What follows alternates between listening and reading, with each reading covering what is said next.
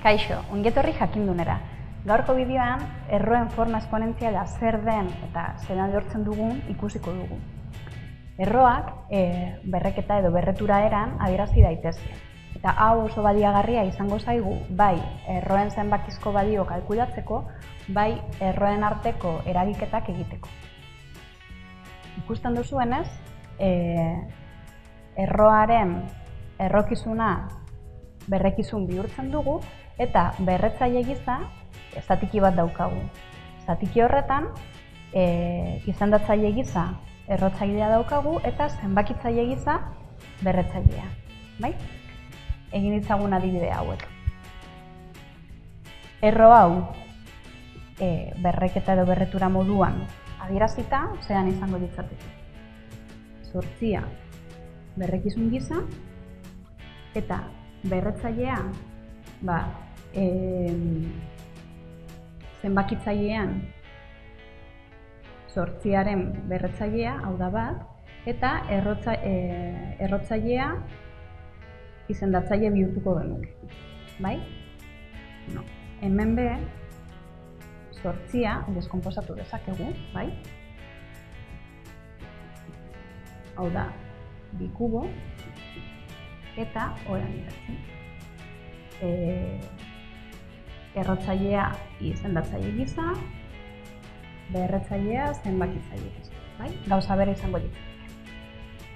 Kasu honetan, errokizuna berrekizun bihurtzen da, eta berretzaile gisa zatiki bat. 6 izendatzailean, 4 zenbakitzailean.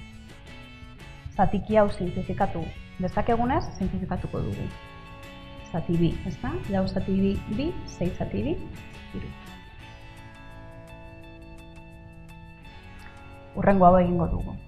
Kasu honetan, 2 idazten dugu, berretzaile gisa 3 zati 3, hau simplifikatu dezakegu, bai? Bat izango litzateke, beraz,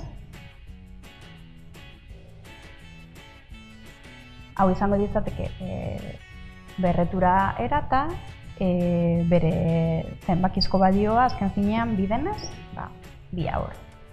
Azkenengo hau, 74 deskonposatuz gero, 2 berzei da, ezta? Beraz, hori idazten dugu, eta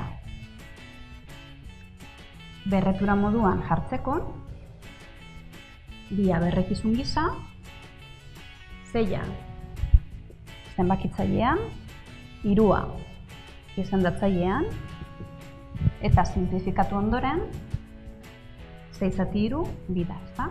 2 berdin. Beraz, 4. Hau izan da guztia.